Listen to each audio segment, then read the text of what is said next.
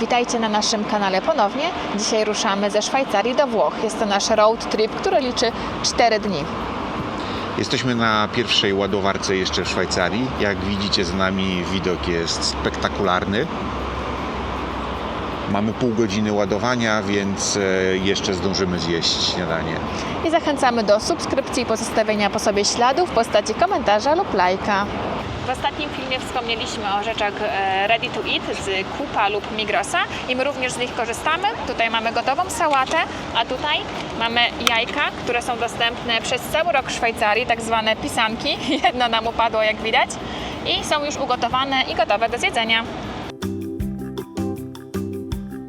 Dzień zaczął się o 7 rano w Bazylei. Po szybkim pakowaniu wyruszyliśmy w trasę. Przedni bagażnik w Tesli ma wymiary akurat pod walizkę kabinową.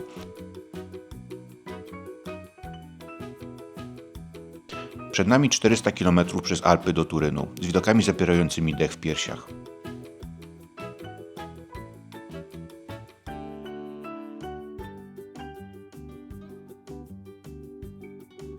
Przejechaliśmy przez tunel pod Wielką Przełęczą Świętego Bernarda, poprzedzony prawie godzinnym oczekiwaniem w korku.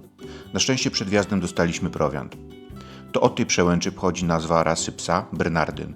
Pierwsza hodowla tej rasy w tym regionie powstała pod koniec XIX wieku. Spektakularne widoki alpejskie doprowadziły nas do Turynu. 14-15 to nie jest najlepsza pora na szukanie restauracji w Turynie, bo większość jest zamknięta, ale śniadanie było 5 godzin temu, więc w sumie nie mamy wyboru. Wylądowaliśmy w restauracji Retro Swing Retro, tak. Pomimo dosyć oldschoolowego wyglądu, wszystko było całkiem dobre. Zresztą wszystko smakuje lepiej za perolkiem. Pierwsze kroki skierowaliśmy do Muzeum Marki Lavazza, które pokazuje historię marki od początku do dziś. Luigi Lavazza otworzył pierwszy sklep z kawą w 1895 roku właśnie w Turynie. W pierwszej połowie XX wieku opracowali dwuwarstwowe opakowania z pergaminu zachowujące aromat kawy. W drugiej połowie XX wieku, dzięki sloganowi Paradiso in Tazza, Lavazza stała się rozpoznawalna. W 2015 roku Lavazza jako pierwsza włoska marka kawy miała produkt w kosmosie dzięki specjalnemu ekspresowi Espresso. Od 1993 roku Lavazza wydaje kalendarz z pracami renomowanych fotografów. Obecnie największym producentem kawy jest amerykański Mondelez International, a zaraz za nim plasuje się szwajcarska marka Nestle z marką Nescafé.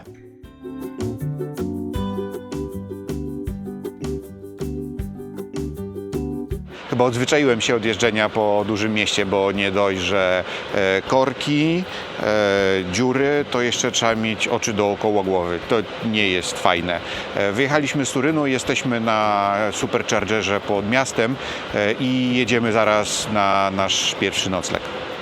Jeśli chodzi o nasz nocleg, zdecydowaliśmy się na Airbnb poza Turynem i niesamowite, bo pani nam przysłała wiadomość, jak dojechać, jakie są wskazówki, ponieważ tego miejsca nie ma na Google Mapsach.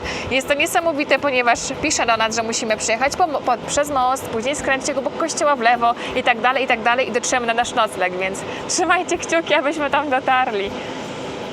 Przejechaliśmy około 100 km od Turynu. Trasa wiodła przez urokliwą włoską prowincję.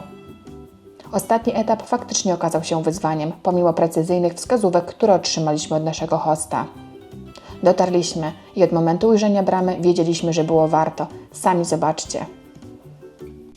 Dom położony jest w regionie Piemont w prowincji Alessandria w lesie na wzgórza górnego Monferrato. To idealne miejsce, aby odetchnąć od zgiełku miasta. Od wejścia przywitała nas Natasza, nasza przesympatyczna gospodyni, którą zdecydowanie warto polecić. Nasz apartament składa się z przestronnego salonu,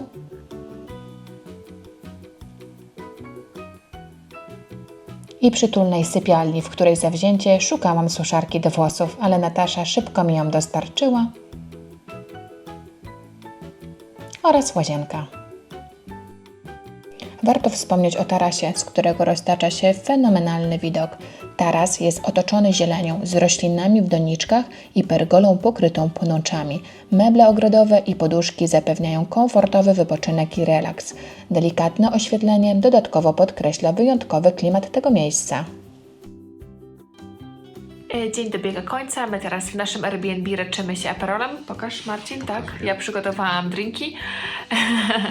Więc tak jak zapowiadaliśmy, droga do naszego Airbnb naprawdę nie była łatwa i cieszę się, że to Marcin prowadził auto.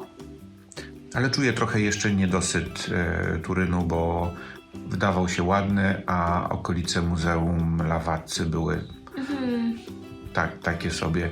Ale to chyba po prostu z tymi dużymi miastami to tak średnio. Jutro jedziemy oglądać inne lokacje. A tak jak widzicie, nasze Airbnb jest naprawdę sztosem. Tak. Do jutra. Ciao! Witajcie ponownie z naszego uroczego włoskiego Airbnb. My jesteśmy już po śniadaniu, szykujemy się na kolejny dzień. Teraz jest dosyć zimno, więc jeszcze ubraliśmy bluzy, ale zaraz mam nadzieję, że się przebieramy, bo gdzie dalej ruszamy? No, skoro jesteśmy we Włoszech, skoro pogoda ma być dzisiaj ładna, to czas na plażę. Rano czekało na nas pyszne śniadanie skomponowane z różnorodnych produktów wytrawnych i słodkich. Mogliśmy skosztować lokalnych specjałów, głównie pochodzenia koziego. Na stole znalazły się świeże sery, domowe pieczywo oraz dżemy i miód. Wszystko było starannie przygotowane. Niesamowity widok z tarasu podkreśla walory smakowe jedzenia. Tego dnia trasa prowadziła nas przez lasy, pola, autostrady i małe włoskie miasteczka, które pozwalały na podziwianie nieturystycznych Włoch. To właśnie te mniej znane zakątki są wyjątkowo piękne i pełne uroku. Jedziemy na południe, w stronę wybrzeża, do Savony, ciesząc się każdym mijanym widokiem i odkrywając prawdziwą esencję włoskiego krajobrazu. Jesteśmy teraz w Savonie, mamy tutaj 3 główne cele. Pierwszy cel było to skosztowanie kawy, ale tylko Marcin skosztował, ponieważ ja po wczorajszym dniu już naprawdę dzisiaj totalnie nie mam ochoty nawet na wąchanie kawy. Nasz drugi cel to... Nasz drugi cel to zobaczyć wreszcie morze i to już zaliczyliśmy, ale tak częściowo, bo potem będziemy jechali wzdłuż wybrzeża. No i wreszcie nasz cel numer 3 to zobaczyć nasze przyszłe wakacje. Jesteśmy teraz pod terminalem Pala Crociere, z którego odpływają statki wycieczkowe. Mieliśmy nadzieję, że jakiś być może uda nam się zobaczyć, żeby chociaż sprawdzić, jaka jest skala tej łódeczki. Niestety dzisiaj żadnego nie ma, no ale przynajmniej wiemy, skąd być może następnym razem będziemy zaczynali nasze wakacje. Więc teraz idziemy na spacer i znaleźć jakieś dobre miejsce do zjedzenia. Dla mnie pizzę, dla Marcina chyba jakaś pasta. Nie, wreszcie pizza. A, ty też pizza? Okej, więc idziemy.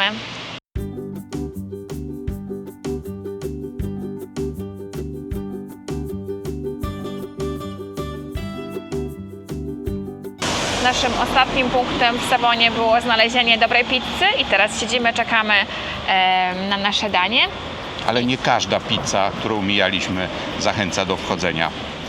My wylądowaliśmy w końcu w Nicola Pizza i zamówiliśmy takie oto specjały.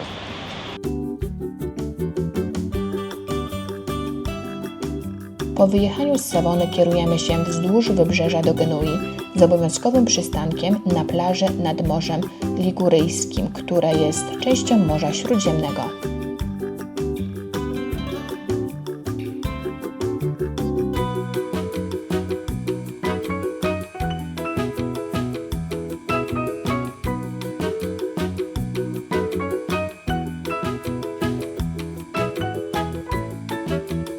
Plaża prezentuje się spektakularnie, nie tylko z poziomu piasku. Lataliśmy nad nią dronem, co pozwoliło nam uchwycić jej piękno z zupełnie nowej perspektywy.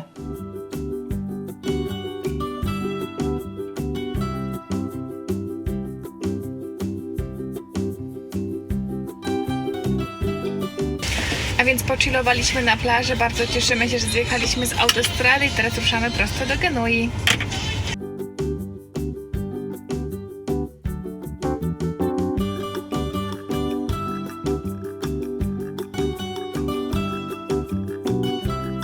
Jesteśmy już w Genui i jest to niesamowite, bo już z trasy zobaczyliśmy nasz wycieczkowy statek, więc teraz idziemy do niego zobaczyć go z bliska. Wygląda niesamowicie, naprawdę. On jest ogromny. Wygląda jak Bazylea. Jak Bazylea na wodzie. blok mieszkalny. Teraz próbujemy podejść do niego trochę bliżej.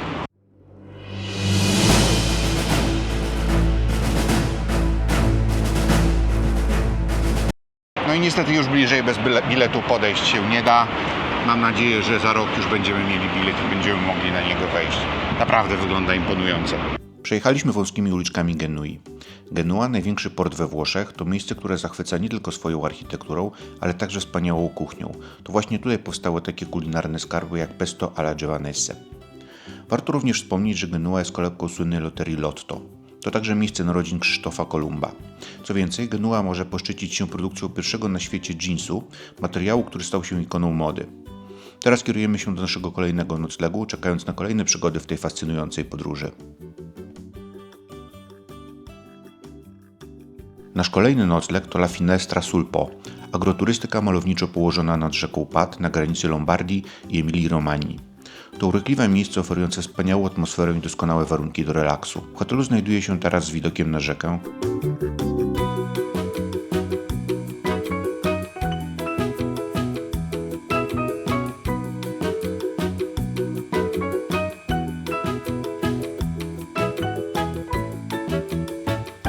Po zameldowaniu udaliśmy się do hotelowej restauracji, która okazała się nadzwyczaj dobra. To zdecydowanie najlepszy punkt tego hotelu. Oto co zamówiliśmy. Tortelli, czyli włoskie pierożki podobne do ravioli ze świeżymi ziołami, zaplecione w warkocz i podsmażone na maśle szałwiowym.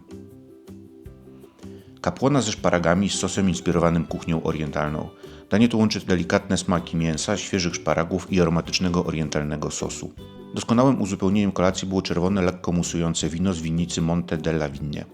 To jedna z najbardziej znanych winnic w Emilia-Romagna, słynąca z produkcji win przy użyciu nowoczesnych technologii. Dzięki temu mogą produkować wina wysokiej jakości, jednocześnie minimalizując wpływ produkcji na środowisko.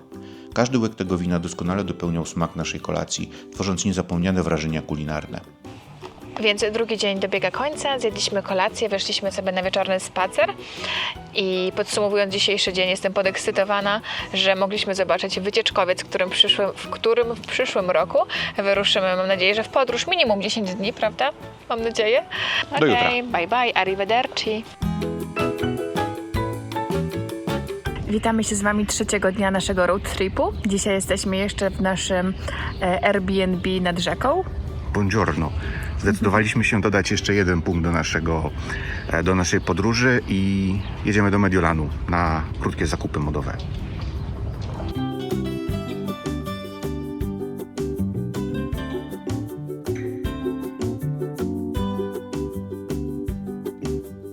W Mediolanie nie spędzamy zbyt dużo czasu, bo nasz wyjazd jest raczej o włoskiej prowincji, małych miasteczkach, więc za chwilkę jedziemy dalej.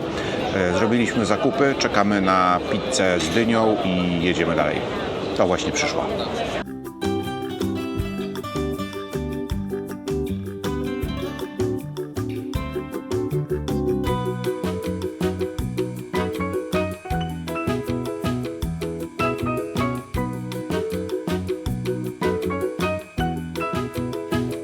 Idziemy do naszego ostatniego noclegu Airbnb.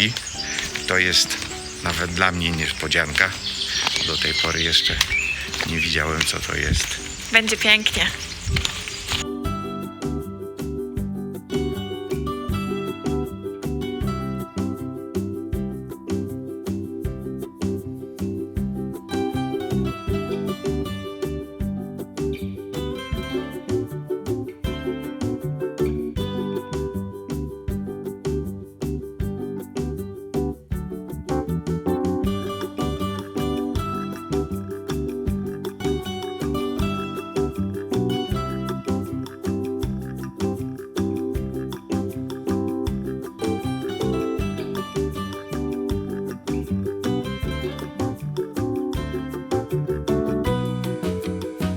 Oferta apartamentów Forota obejmuje za dodatkową opłatę dostęp do prywatnej strefy wellness, która znajduje się w ogrodzie. Goście mogą skorzystać z fińskiej sauny oraz wanny z chromoterapią na świeżym powietrzu. Wszystko na czas 2 godzin. To niesamowita przyjemność dla ciała i doskonały sposób na relaks.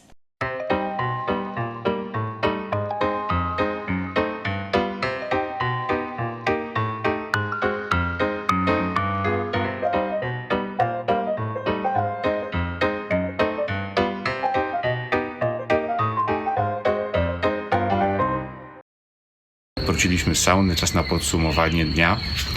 Wizyta w Mediolanie była dosyć męcząca. Jeżdżenie takim samochodem przez miasto jest takie sobie, ale za to nocleg i sauna były rewelacyjne i super relaksujące. Do zobaczenia jutro. Jutro czeka nas prawie 500 km powrotu do domu.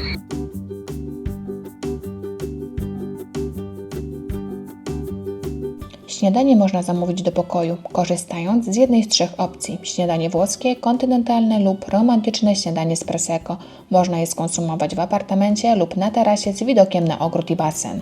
Dzisiaj witamy się z Wami z tego przepięknego miejsca i to też oznacza, że to jest nasz ostatni dzień urlopu.